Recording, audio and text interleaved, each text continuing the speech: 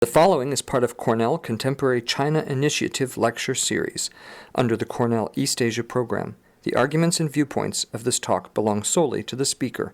We hope you enjoy. Professor Lovely finished her PhD in economics. In economics in 1989 at the University of Michigan, and joined the faculty in Syracuse soon after, where she's still at, and is also chairing their international relations program.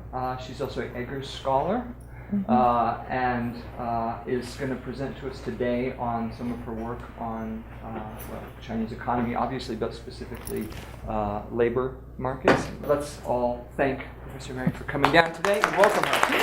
Thank you. You should realize how lucky you are. It's amazing that you have this many speakers in a year. I mean, it's almost 16. And I am the lead batter for the Power Women series. So if you look at the CCCI schedule, it's going to be all women this semester. So it's going to be an awesome semester. Got to send some students down here to attend some of these. So what I'm going to be talking about today, I think, is a fun paper, and I'm very happy to present it. And I think it showcases a bunch of different things that we can do in economics. But it's accessible to all disciplines, or at least I hope it is. And I think shows you the kinds of data that we're using, the kinds of questions that we're asking, and how economics can reveal some of the changes that are happening in contemporary China.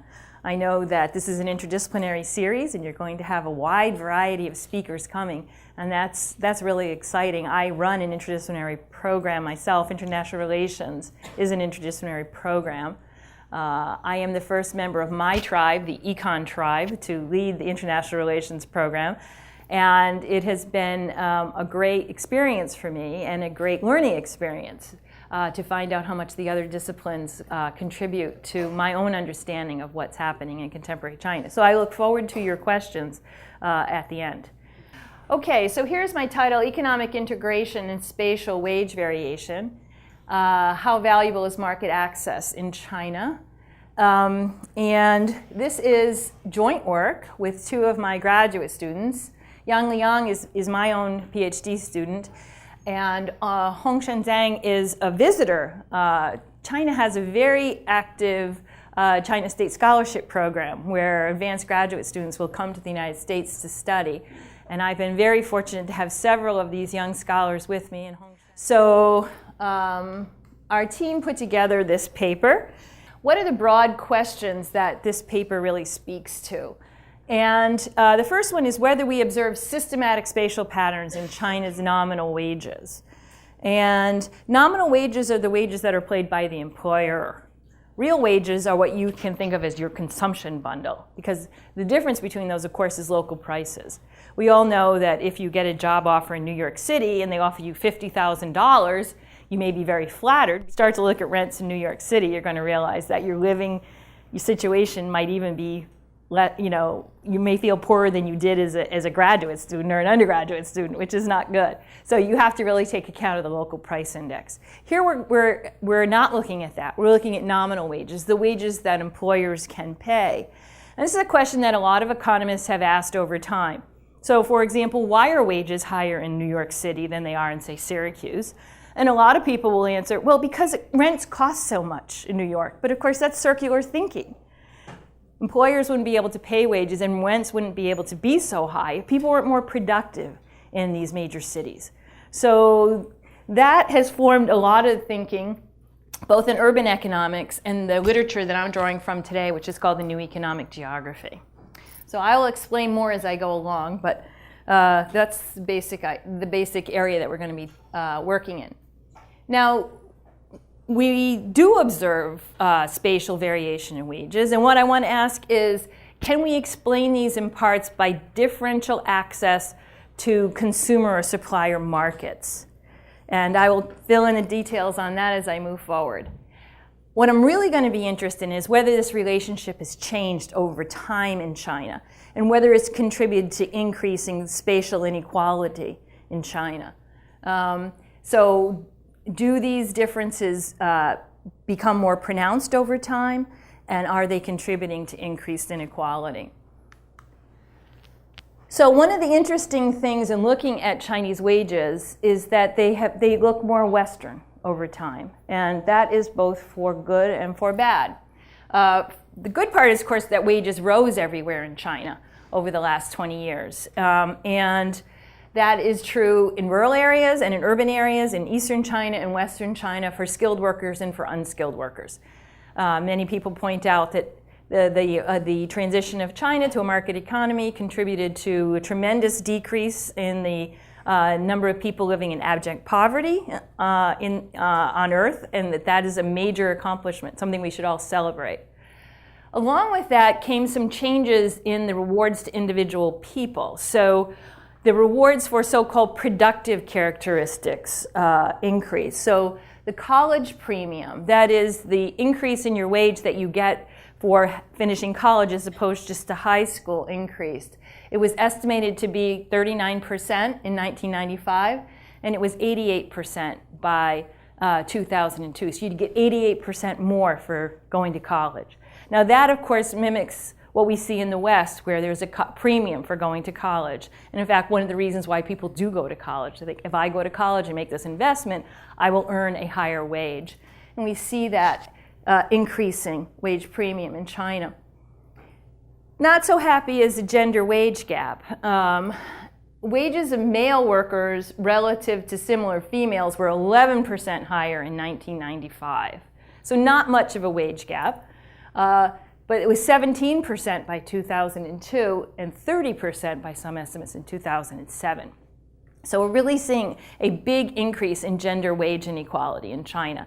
I haven't studied that, but I think it's a fascinating issue to study. Of course, we see it in US wages and European wages, and we don't really understand why it exists. We can control for lots of different things, and we still can't make it go away. We can make it smaller, but we don't really know why this wage gap persists. One would think that if two people were equally productive, competition in the labor market would drive those wage gaps to zero, but they haven't.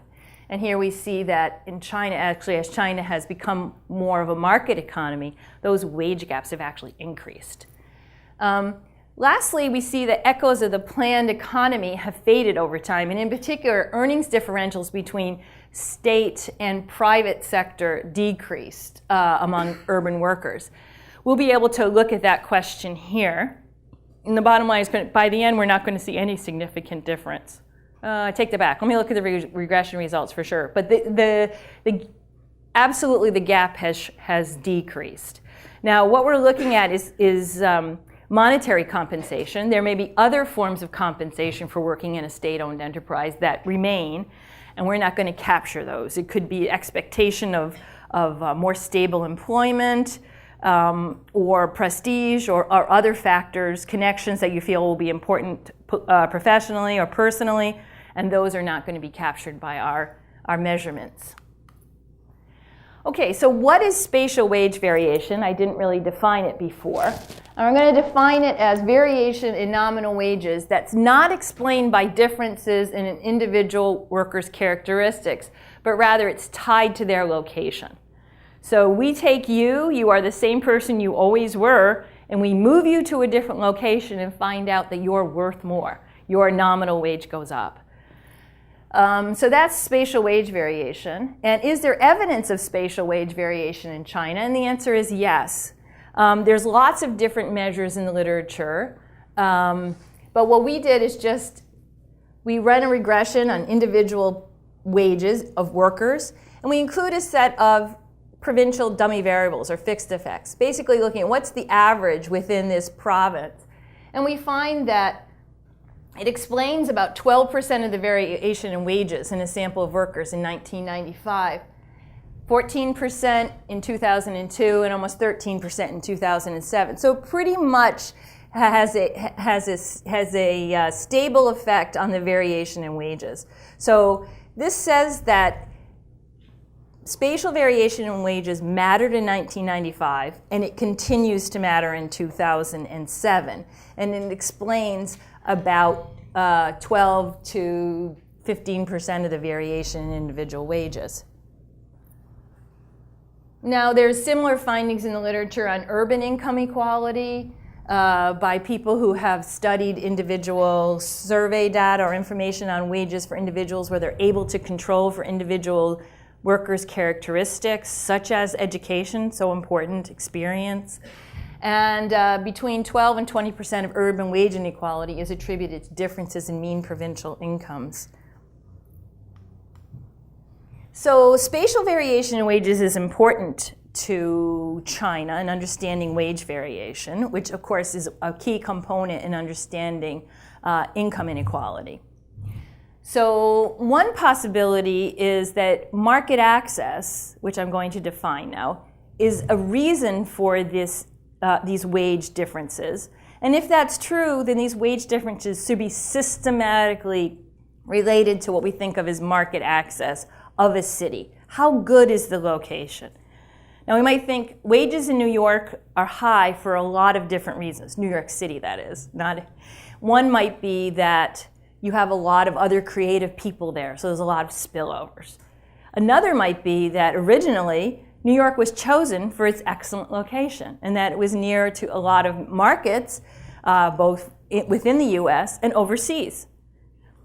So what we have in the literature, especially stemming from Paul Krugman, who now you may know as a famous New York Times columnist, and many people think of him as a political commentator, but of course he did some very important and fundamental work in economics, lots.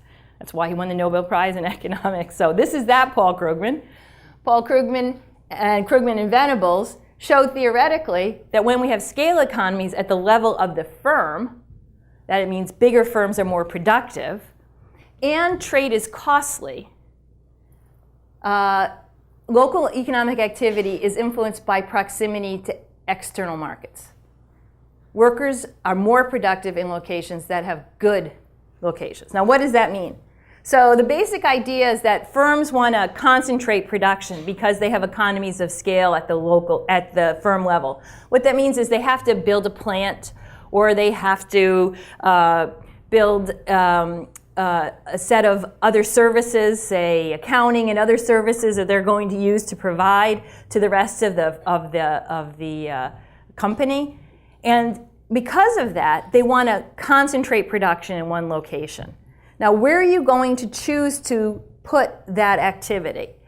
The theory tells us that you're going to want to put that plant or business in the location that minimizes the cost of getting your goods to consumers. So if we think of why do we have Chicago where Chicago is? Of course, it was on the Great Lakes, right? So it could access Midwest supplies and also send goods east through the Great Lakes and then down into the Erie Canal. A long time ago, right? So if you think about all the great cities in the world, a lot of them have these great locations. So what we're really saying is that there should be this systematic relationship between this idea of having a good location because of proximity to consumer markets and suppliers and the wage that that firms are able to pay in that location. Okay. So now this theory is quite rich, and there are other propositions that flow from the theory. One is that we will have trade-induced agglomeration. What that means is that in these locations, you'll have a lot of businesses locating. So you'll get what economists call agglomeration, which is just a lot of firms being together in one space. So that's not a different explanation, it's sort of part of the explanation. We'll get factor inflows. Workers will come into the area to take advantage of the higher wages and the jobs that are created. We'll get something that's called the home market effect. If the people in that area have a particular preference for goods, those goods will then be produced in large quantities. Because they're produced in large quantities with scale economies, will be very price competitive and will tend to export those goods. So we could think of differences in the types of cars, for example, or different types of foods that people like in local areas. That would explain why some areas export those. So we'll get a home market effect. And we'll also have shock sensitivity. And what shock sensitivity means is that if there's some reason why the area is able to grow faster than other regions for a short period of time, that will not be reduced. Because firms will come in, it will support the higher productivity. And so you can get these situations where the government perhaps can intervene, create a situation where firms move in, and then the firms will stay. So we have a variety of different results that come from the theory. Today, I'm only going to be looking at the idea that wages should be higher in areas that have better access to consumer and producer and supplier markets. Okay, now what is market access? Market access is going to be a characteristic of the worker's location. So New York City, or Beijing, more appropriately, or Shanghai, or Shenzhen. So market access, sometimes also called real market potential by certain authors, is a characteristic of the worker's location. And the concept is drawn from new economic geography. How close is this location to potential consumers and suppliers? Now, each potential market for a firm's exports has a sales capacity. You might think you want to be close to big markets. Well, not just big, if you think about it for a minute. You'd also like to be next to big, rich markets, right? But new economic geography tells us that it's more than just being near big, rich markets. In fact, the idea that locations that were near big, rich markets has an intellectual history that goes back probably to the 1930s, maybe even before. Urban geographers, regional economists all thought of this idea of location and access to markets. But they really would just look at GDP or earning power, expenditures in a market. New economic geography incorporates ideas from industrial organization. And they say it's not just being close to big, rich markets, it's also how contestable those markets is. Can I get my product into those markets? So they want to take into account the number of competitors that I will face in that market and the prices that those competitors charge. So how aggressive are they in locating there? So that means that we can't just use the GDP of all the places that are surrounding Shanghai or New York City to measure the market access or the market potential of locating my firm there. I have to also consider how aggressive competition is going to be in those markets. So that's something that's different than the older literature. So the market access of a city, city J, is measured as the distance-weighted sum of the capacity of all locations into which firms in city J might sell. So I'm going to weight this idea of these rich contestable markets to characterize the market access of city J. Now the challenge is operationalizing this concept, right? Like all things, we may have a nice theory, and then we have data, and the two sometimes don't have this nice matching. In this case, the theory leads us naturally to what's called a gravity equation. And I'll talk about that in a minute, but we're actually able to recover some parameters that look a lot like what the theory is talking about. And I'll talk about that in a minute. And also we're able to actually estimate the weighting term. So we want to weight a market that's, discount a market that's farther away more than a discount that's closer. Because, among other things, I have to spend more money to get my goods to the faraway market.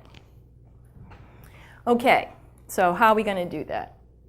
I'm going to tell you that in a minute. First, I'm going to try to convince you that this market access measure, which I'm going to create in a minute, actually matters.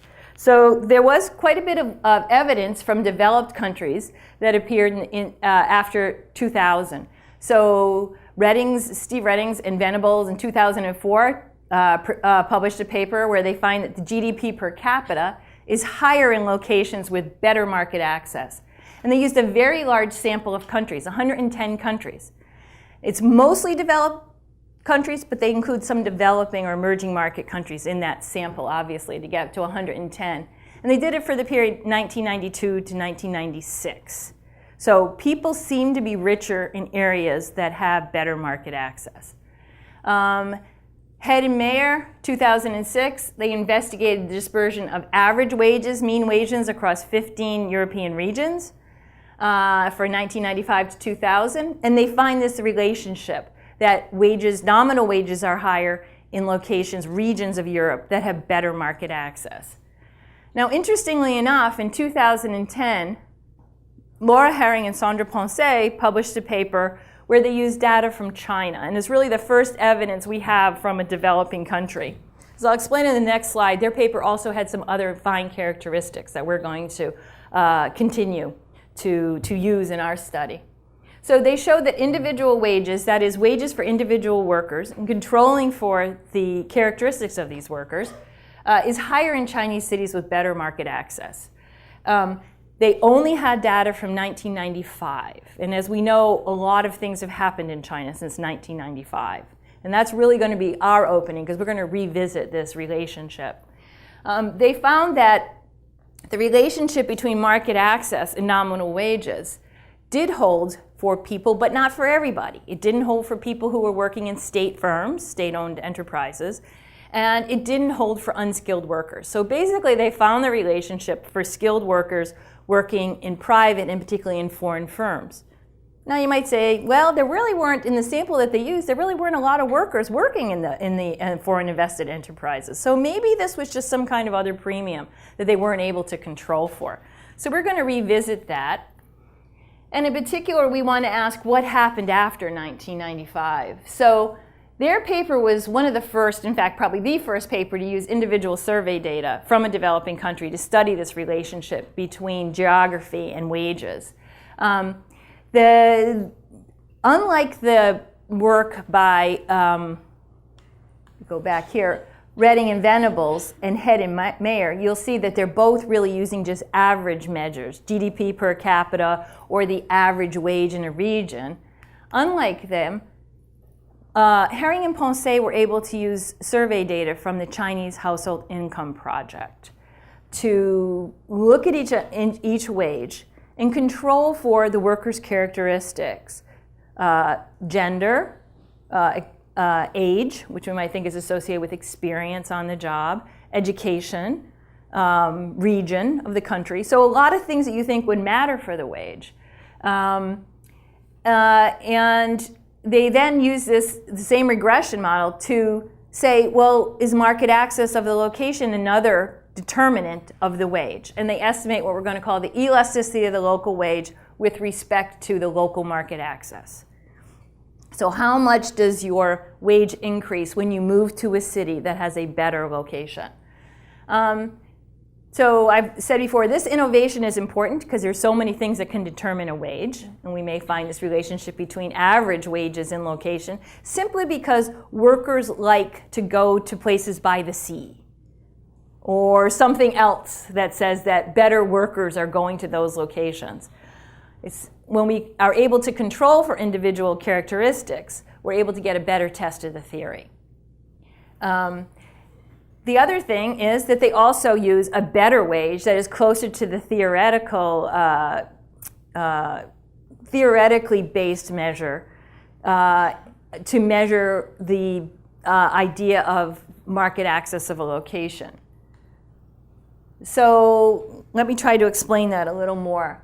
What we're going to do is we're going to extend their study using 3 raves of the same survey that they used for their study, which is called the Chinese Household Income Project. This is data that is widely available, so you can access it. And they estimate the value, we're going to estimate the value of market access as reflected in local nominal wages for 3 periods, 1995, 2002, and 2007. We're going to use methods that come from new economic geography to measure the capacity of the markets into which a location might sell. So we're going to use methods to actually capture that idea of largeness, richness, and also contestability.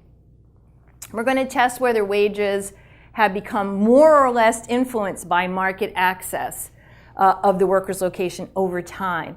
So in their paper, Herring and Ponce begin by talking about all the incredible reforms that are undertaken in China after 1995. We know that the changes to the labor market were really quite startling. particularly the decrease or downsizing of state-owned enterprises and the basic forcing of people out into the private labor markets that happened in Chinese cities in the second half of the 1990s. It's amazing how little the West really knows about this period in China, because these changes were really seismic. They were enormous. And it also led to tremendous growth in the Chinese private sector. So these are tremendous changes. We also know that there are other things that happened. China began to integrate more internally, a decrease in barriers across provinces to trade. China increased its integration into the world economy, particularly by joining the WTO. So these are really big changes. And Herring and Pensée speculate that market access is going to play a more important role in determining wages moving forward, but they are unable to test it because they only use the 1995 sample. So we're going to reconsider their results. First of all, is market access more or less important? Secondly, over time, do we see all types of workers being influenced, both skilled and unskilled, those in the private sector, those in the state sector? And we're going to be able to address a couple of technical issues that may have plagued their study. In particular, issues of being unable to control for individual ability. So I will show you that as we move along. Now, first of all, you might want to say, well, what kind of predictions would we expect? I've sort of raised the idea that over time we might expect to see market access being more important to wages because Chinese cities are becoming more integrated with other cities in China and more integrated with the world. Importantly, labor markets are looking more like Western labor markets over time. That is, people are being hired and fired. There are more people who are not in the state sector, don't have permanent protections, aren't getting a variety of other types of benefits from being in the state sector, and therefore are more likely to switch jobs voluntarily. So here's a couple of predictions. After 1995, China reduced barriers to interprovincial trade. So the so-called interior border costs will fall, raising the value of interior proximity. One of the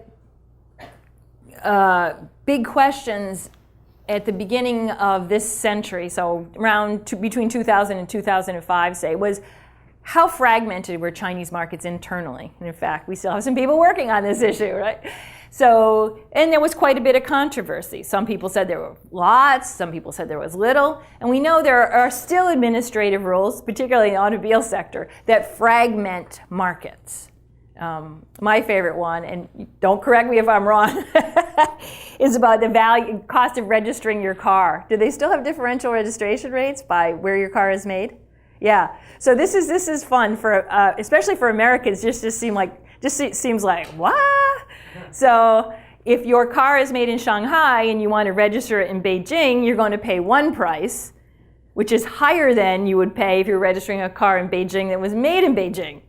So to an American, that's like, what? Because we just take a car, we go across the city, or we go from California to Ithaca, New York to go to college, and we just pay whatever everybody else pays, right? No matter where our car was made. So there were these barriers that the West was kind of surprised to discover existed. But the estimates on them, in terms of whether prices were the same across different locations, in some cases show that these barriers really did influence living costs and living standards in different areas of China. So as these barriers fall, what does that mean for market access? What I am interested, though, is that if you are, say, Chengdu, and you're inside China, interior, but you have a pretty good location. You're near a lot of other interior cities. When your ability to reach those other cities is freed, you should have a better location. So interior borders really privilege the coastal cities versus the interior cities. So what we should be seeing over time is that interior cities become relatively more attractive for firms to locate, and higher wages will appear there. The second prediction we have is that after 1995, China reduced trade and investment barriers, and in particular, they ended what was the so-called export enclaves. If you think about how China developed, it opened up special economic zones, coastal cities. It really tried to contain the influence of both foreign direct investment and the so-called export sector. Over time, of course, those barriers have decreased. FDI has penetrated way, into the heartland of the country, and labor flows more freely back and forth. That means that we should see a stronger impact of these market forces on all wages because they're able to be reflected generally across the economy. So what we predict is that the elasticity of the local wage with respect to market access will rise. In other words, that location will become more valuable over time. And lastly is the idea that after 1995, China really liberalized wage setting, particularly for state enterprises. Wages are largely freed by 2000. And what that means is that all wages should begin to fully reflect the so-called market forces for better or for worse. Prior to this, Chinese wages were set by administrative formula that had some local market adjustment, but otherwise were set by a formula. So they did not completely reflect, and in fact, originally in the early 1990s, did not reflect local market conditions at all. Or very little. So we should see in our data that contrary to what Herring and Ponce found in 1995, by 2002 and 2007, we should see market access mattering not just for private firms or for foreign invested enterprises, but for all workers. Okay, so what's our basic strategy? And this is mainly an empirical paper. And we're going to pull together data from a lot of different sources to carry out the following activities. The first thing we're going to do is we're going to estimate a gravity model of trade flows. I don't know if you've ever heard about gravity models before. They're quite familiar in economics and in geography. The idea basically is that we can explain trade between two regions as a bunch of pretty standard characteristics, including their weight, which would be their GDP, and their location. We can amend that for a lot of other things, like whether the regions share the same language or a same colonial past that would have established certain trading relationships.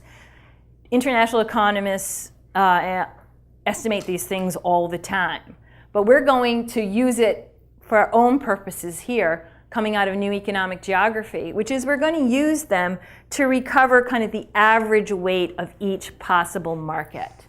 And we're going to calculate another parameter. So we're going to get from there an estimate of the weight of each market. That is going to be our measure of that market's capacity. So if I'm New York and I'm close to Philadelphia, I'm going to measure the weight of Philadelphia by the average amount of sales that everyone makes to Philadelphia. That's really what the regression is going to pick up. I'm also going to be able to estimate in that regression how much distance diminishes trade. So I'm going to get this distance discounting parameter. So one of the problems in the old literature, going back to the 1950s, urban planning and geography literature, was that we knew that a city had an advantage if it was close to a lot of big, rich markets. But we didn't really know how to discount faraway markets compared to close markets. So we would try a whole bunch of things. Divide it, just put in the GDP, or divide it by distance, or distance taken to some parameter, 1, 1.1, 1.2. We do a lot of these things and see if it mattered to our results. By estimating the gravity model, we're going to see on average how much does each additional kilometer of distance between, city I and city J reduce trade. And we're going to be able to use that in calculating the market access of each city. So just to recap, the gravity models are going to give us two really important pieces of information. First, the weight of each possible market to which I might sell from my location, and the discount parameter that I need to weight cities that are closer versus far away. The second step we're going to do is we're going to turn to the Chinese Household Income Project and take their survey data. And it gives data on individuals. And I'm going to know what their nominal wage is, and I'm going to know their individual characteristics as well as their location. Of course, location is a key variable for me. And I'm going to run what's called a Mincer wage regression. It just says the log of the wage is a function of a whole bunch of things: your education, your gender, your age, your region. I'm going to include region, the sector.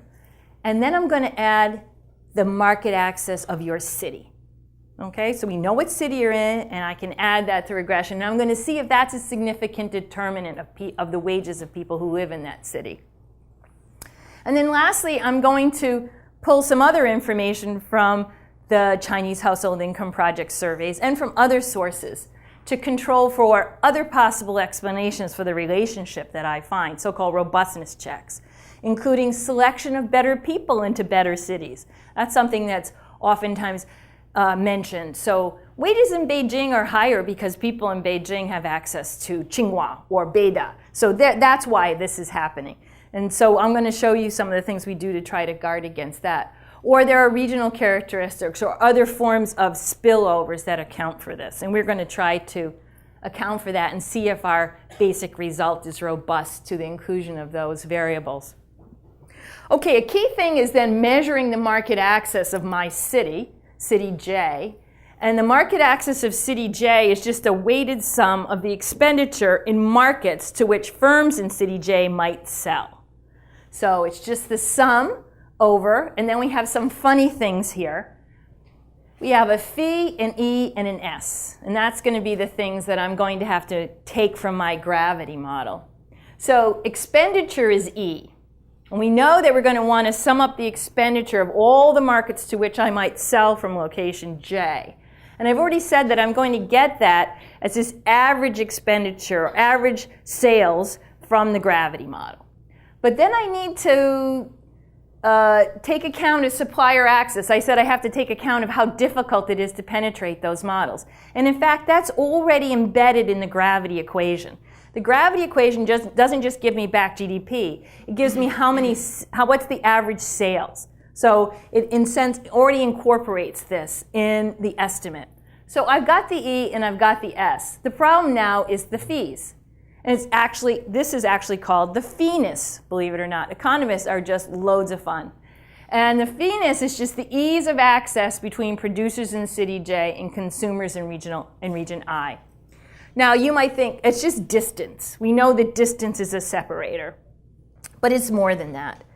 We may have an inter-country border as opposed to an inter-country border. So selling between New York and Connecticut is a lot easier than between New York and Canada.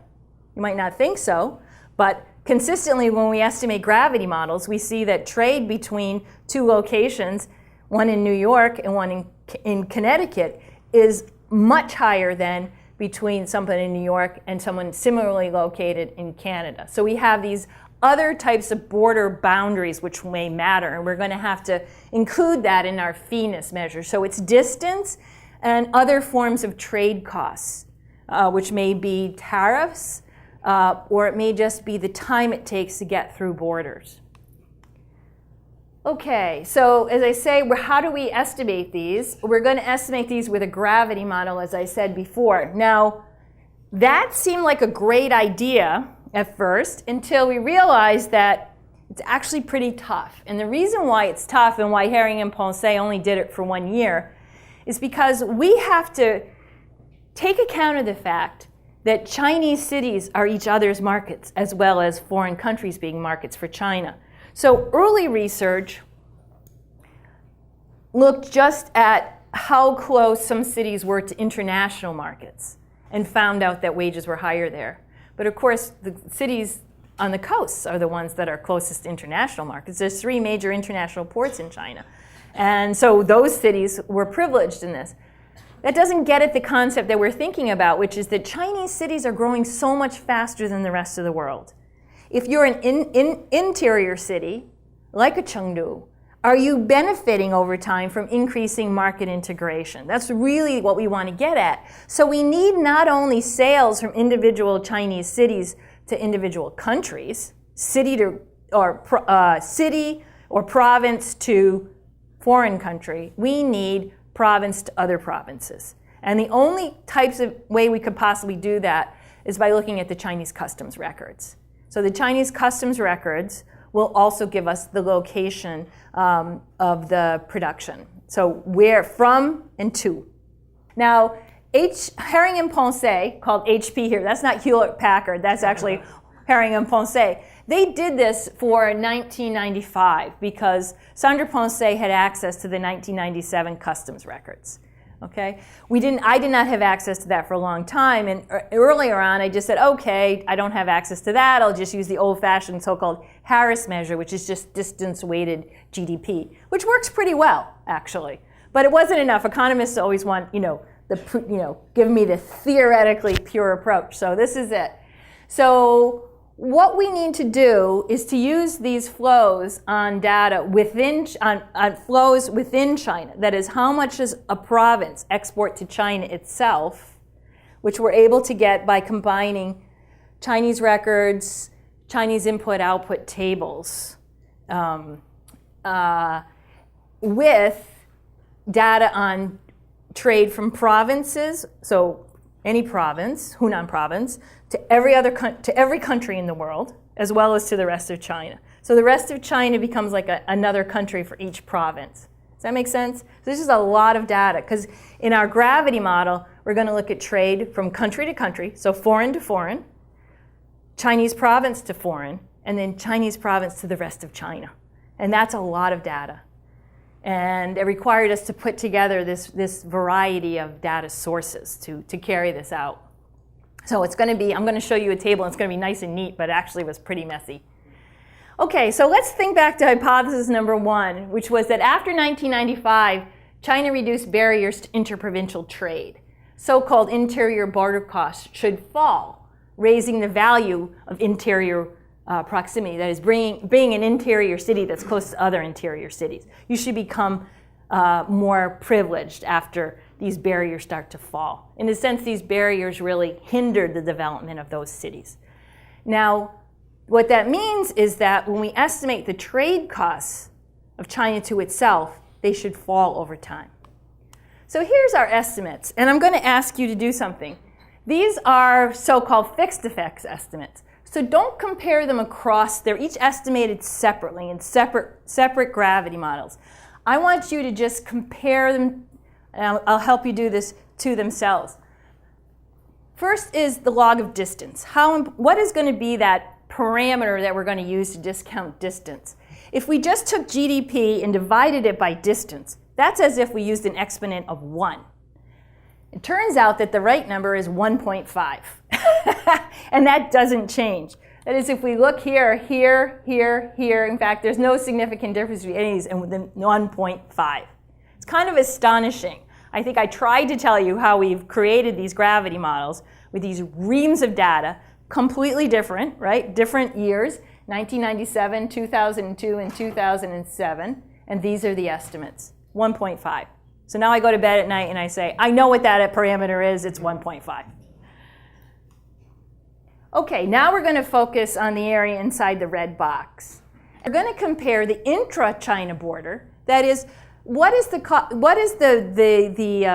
barriers that I face trading from one Chinese city to another that's in a different province versus trading from my city to a foreign country. And when you see here, these numbers are different, but they're still, this is very large compared to that, right? It's about, 70% of this?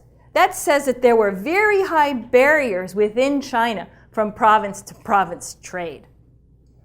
However, by 2002, we see that this number isn't even significantly different than 0.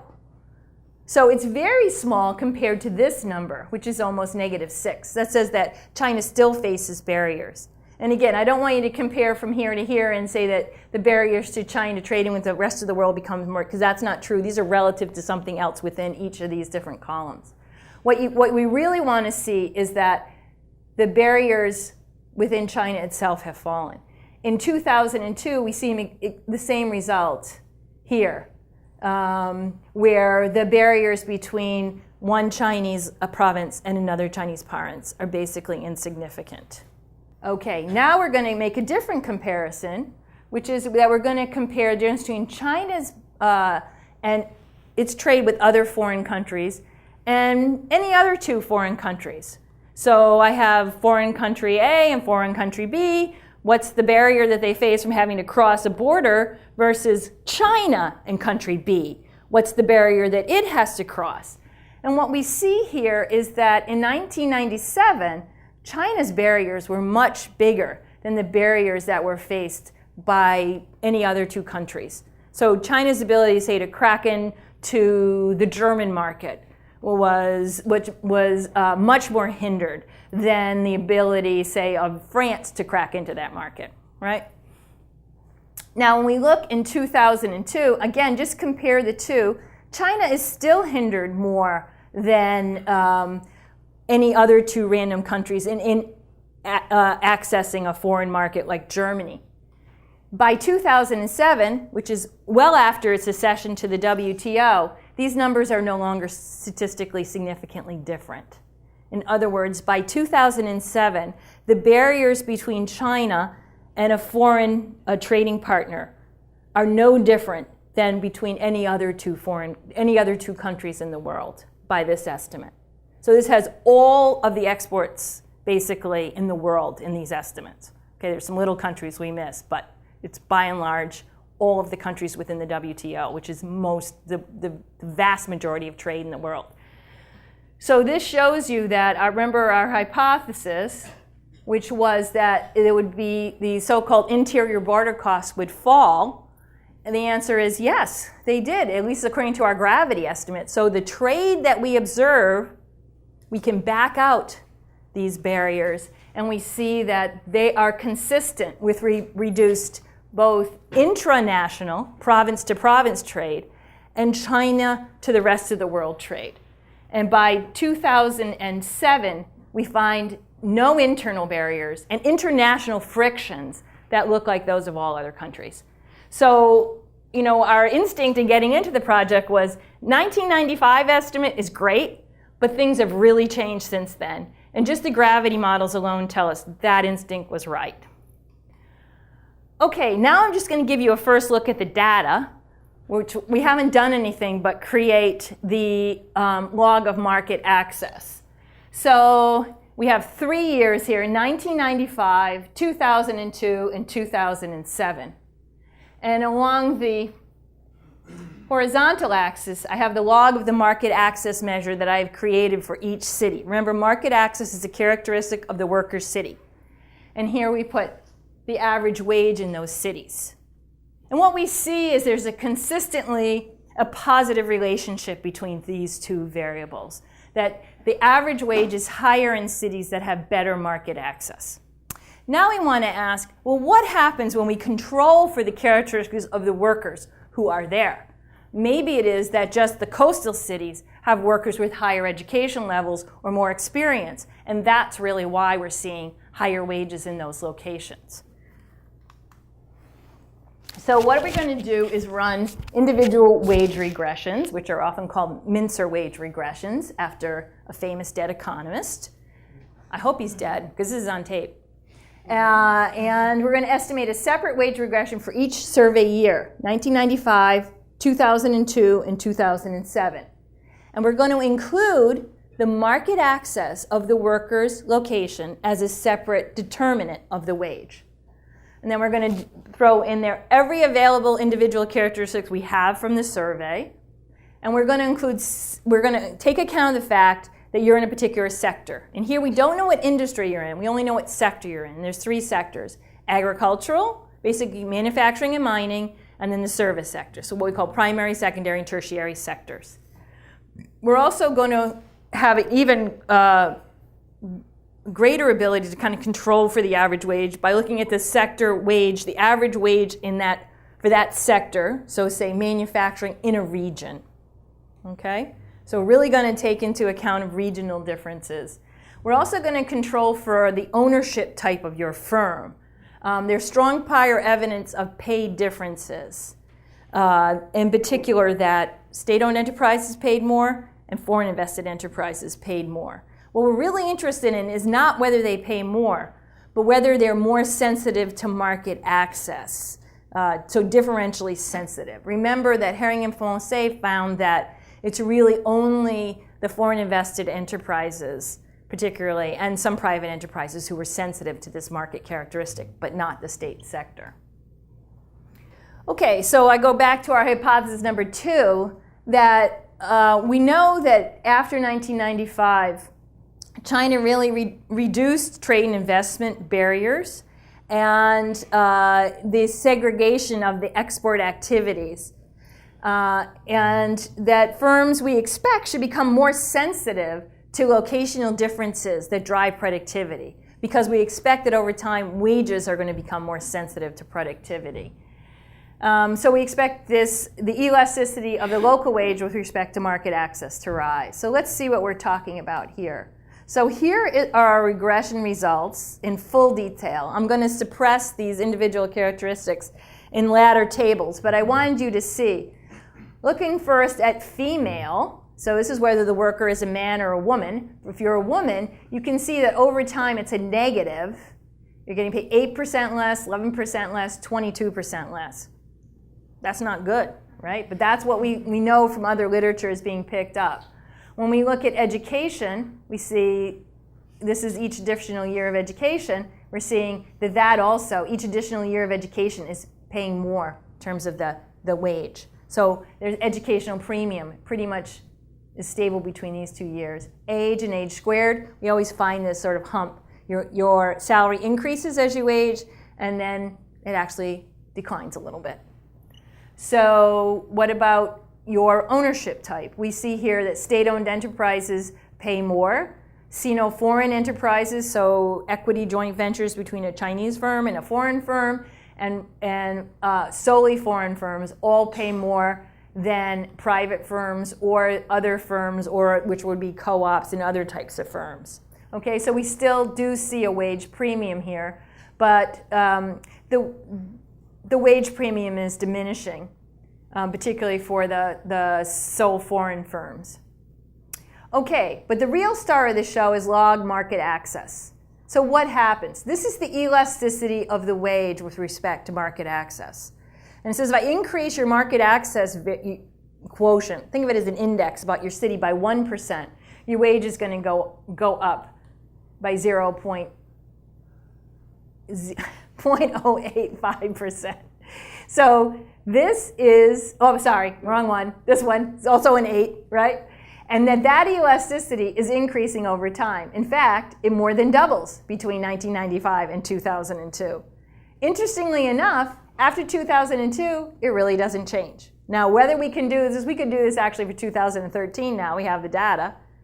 Whether we find that it will go up or down, who knows?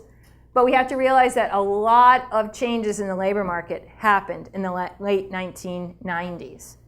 And that really drove up the sensitivity of wages to productivity differences derived from market conditions. So we expected that the elasticity of the wage with respect to market access would rise. We didn't know by how much or for how long. What we find is that it doubled between 1995 and 2002, and then it becomes stable. But what that means is that, in answer to the question, which is the title of the paper, has market access become more valuable for Chinese workers? The answer is yes.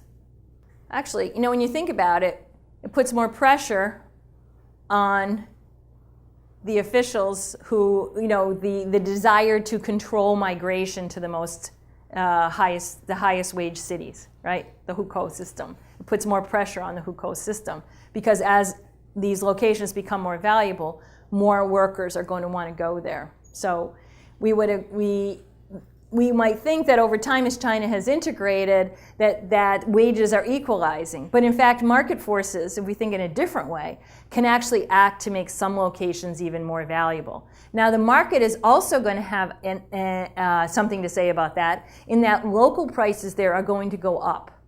Now what do I mean by that? We're just looking at nominal wages. We know that when you live in a city, you also want to think about local prices, particularly the price of housing. So this says that we're going to see a lot of pressure on housing prices and other local amenities to rise in those cities that have better locations. And of course, that is also consistent with what we saw throughout the last 15 years.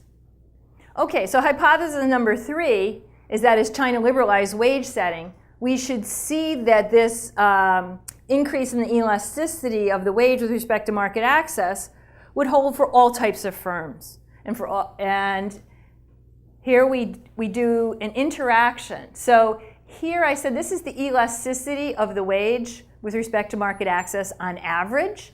And then we look and see if that average is different for different types of firms. And what we see is what Herring and Ponce picked up in 1995 is that it was bigger, it was more powerful for Sino-foreign, which is equity joint ventures mainly, and solely foreign firms. So foreign firms, which are free to set their own wages, were more sensitive to productivity differences. However, when we look across here, we have this very tiny result here, and it's negative, so it's not much. Basically, no. By 2002, 2007, this elasticity is the same across all firm types. Okay, so that's our result number 3. We find that for all wages for workers at all types of firms display no significant differences in their relationship to the city market access. All elasticities more than double, and they're highly statistically significant. What about differences by skill level? If you think back, Herring and Ponce found that these results only held for skilled workers. And we want to revisit that, partly because it's a limited sample of skilled workers in the 1995 CHIP data. But also, we know there's been a lot of migration, particularly of unskilled workers from rural areas to the city. So we want to see what happens. So what we're going to do is we're going to divide our sample into 2 groups, those with a high school diploma and above, and those without a high school diploma. And we're going to re-estimate everything. And then we're going to look across here. Here's our elasticity estimates for this group of so-called skilled workers, those with a high school diploma or above. And we see that in 1995, the elasticity was 0.14.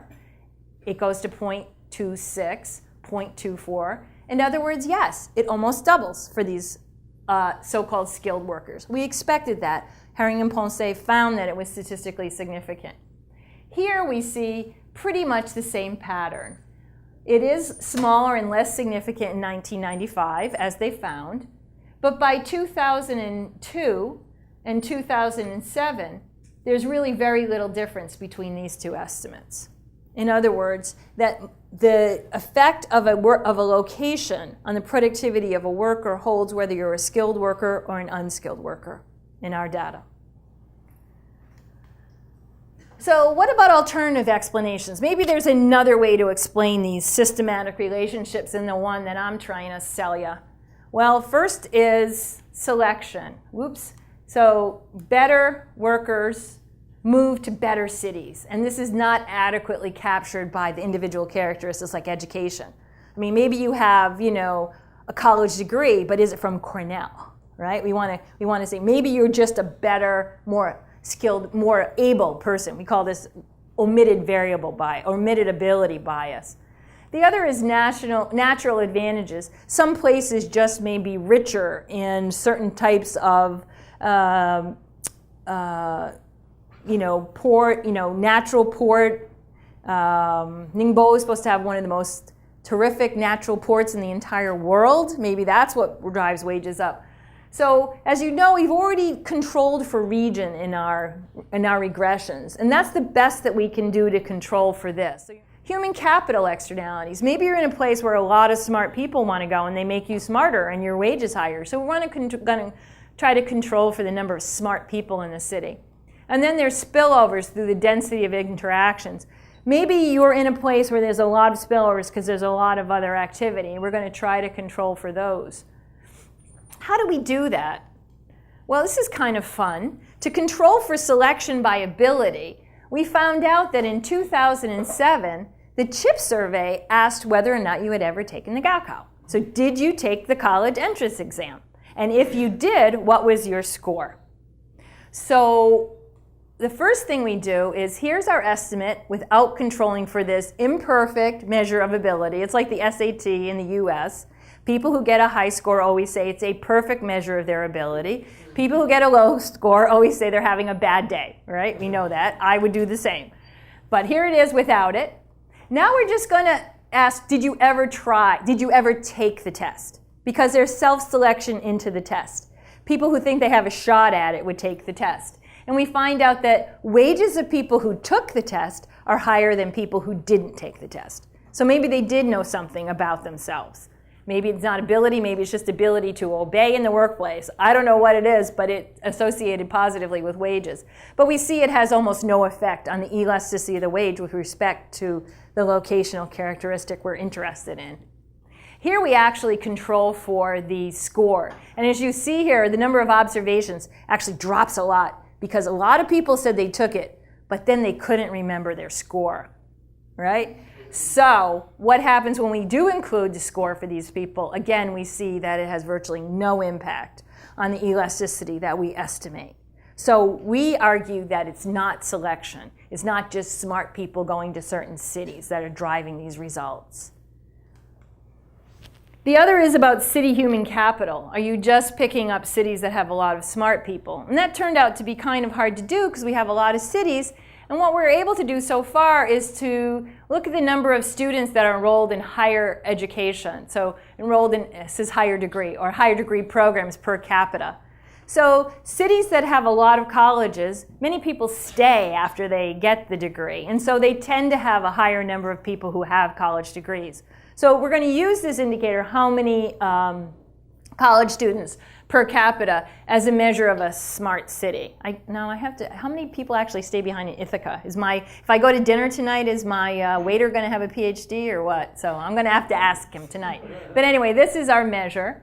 And it's not significantly correlated with the wage. And it has very little effect. This is a little smaller. You remember it's like 0.20, but not much.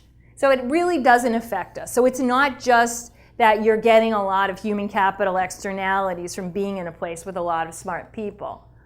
Last, we look at local density. And remember, I told you that part of the theory is that a lot of firms are going to want to locate in this area to be close to these external markets. So it can't just be there's a lot of firms locating there. What we do is we look at just urban density, so-called urbanization externalities, going back to the work of the famous urbanologist Jane Jacobs. And here we look at the log of population density. So how dense is the interaction in a city?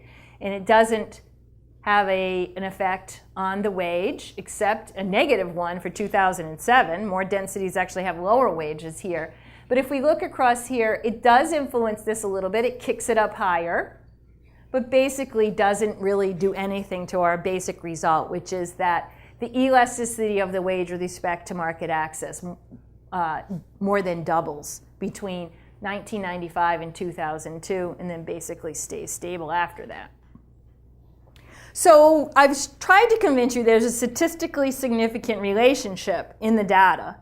But the next question is, but does it really matter? How big an effect is it? With a big enough sample size, we can detect very small effects. We want to know if they're economically meaningful. So what we did is we created a worker named Joe. My father's name was Joe, and my graduate student's name was Joe, spelled a little differently. His father was named Joe too. So we decided on Joe. And we gave Joe certain characteristics. Obviously, Joe is a man, and we gave him an education, the average age in our sample. And then we're going to move Joe around to Chinese cities and ask, what would we predict as Joe's wage? And we start, Joe is with the pandas in Chengdu. So we see his wage in 2007 wage, RMB, 8 RMB. Now, these are deflated, okay? So don't be too worried about Joe. He's getting enough to eat. He's good, okay? So now we move him to Anhui province. His wage goes up by almost 15%. Now we're going to move him to Hubei province. His wage goes up another 17%, right? Well, this is that's how much more than living in Chengdu. So he has an advantage, an economic advantage in living in Hubei as compared to Chengdu. What if we move him to Nanjing? Well, he'll earn 33% more, or 1/3 higher salary by living in Nanjing instead of Chengdu, almost 50% more by moving to Guangzhou, and then last, of course, Shanghai. He almost doubles his wage by moving to Shanghai. So by 1997, 1997, 2007.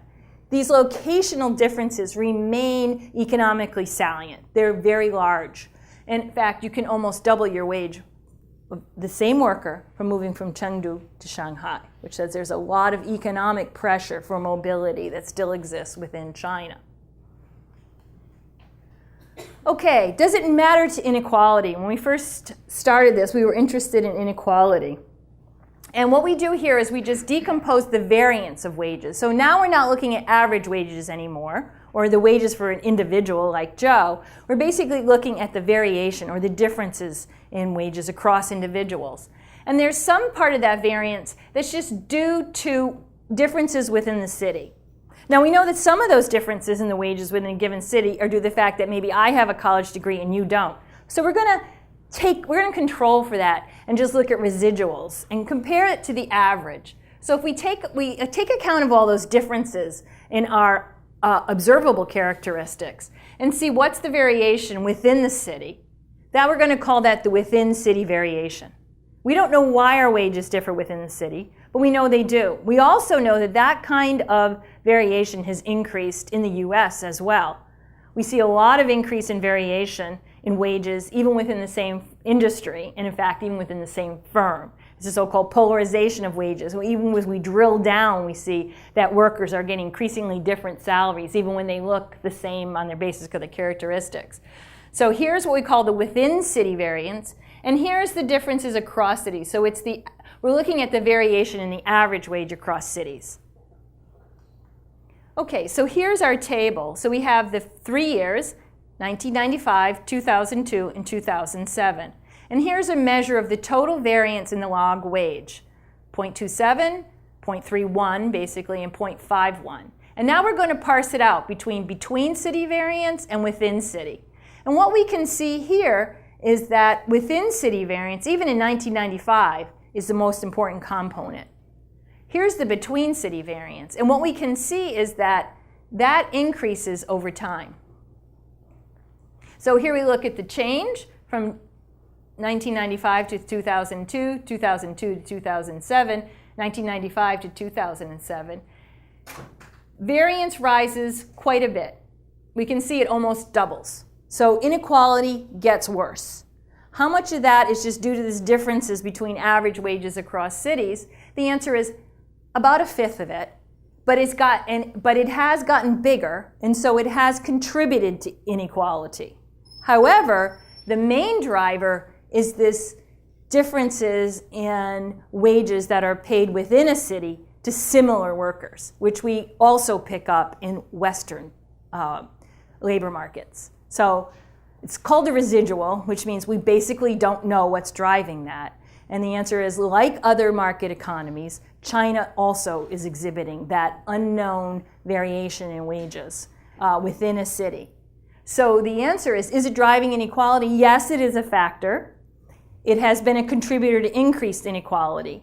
But the more important driver is this unexplained component of within city wage differences. Okay, the last thing I'm going to do is compare my results from China to results that have been estimated for with Western samples. So here's first the estimated elasticity of the wage with respect to market access. You remember that our estimate was about 0.2 by 2002. If we look at the estimates that Head and Mayer made for European regions in the 1990s, and they did it industry by industry. And when I look at labor-intensive industries, I see that their estimate's almost the same as what we estimated for China. Gordon Hansen did the same thing for US counties, and he estimated an elasticity of 0.20. Kind of scarily the same. Not anything I expected when I started it. But it does tell you that I think it does tell us that there's these empirical regularities, that markets are driving these kinds of spatial wage inequalities. In the theory, we can back out from the wage inequality this implied sigma, which has to do with the elasticity of substitution across different types of goods. And that's something that the economists are very interested in. And of course, with these numbers so similar, the implied sigma, which I haven't really told you about, and it's really just really deep into the theory, is almost the same from the 3 samples. So I think that's very interesting. That it would have looked, but when Herring and Poncet did, these estimates looked very different because their estimates of the elasticity were about half of what we found. When I presented this recently, there was a man there who had recently been an advisor to President Obama. And his first, can I conclude that China is a market economy? Now that turns out to be a very loaded question, because under the WTO there are certain tests for whether you are a market economy. And one of them is whether your wages are set freely, independently, or by the market, so to speak. So I'm going to leave that as an open question. What I can say is that, because they have very specific legal tests, what we can say is that the Chinese labor market increasingly looks like, or the traces of it that we see on trade relationships look very much like their Western counterparts. Okay, to sum up, we have new gravity estimates that are consistent with reduced intra-national trade barriers and international trade barriers. By 2007, we find no evidence of internal trade barriers, and China's international frictions look like those of any other country. We also find the elasticity of the wage with respect to market access more than doubles between 1995 and 2002, and then it stabilizes. In this sense, we can answer the question, yes, market access has become more valuable to Chinese workers over time. And we find that now it's for all workers, without regard to what type of firm they work for or whether they are skilled or unskilled workers. And lastly, we find that these spatial wage premiums do contribute to rising inequality, but they contribute much less to this unexplained variation within cities. Okay, I'm going to leave it there, and hopefully you have some questions or comments for me.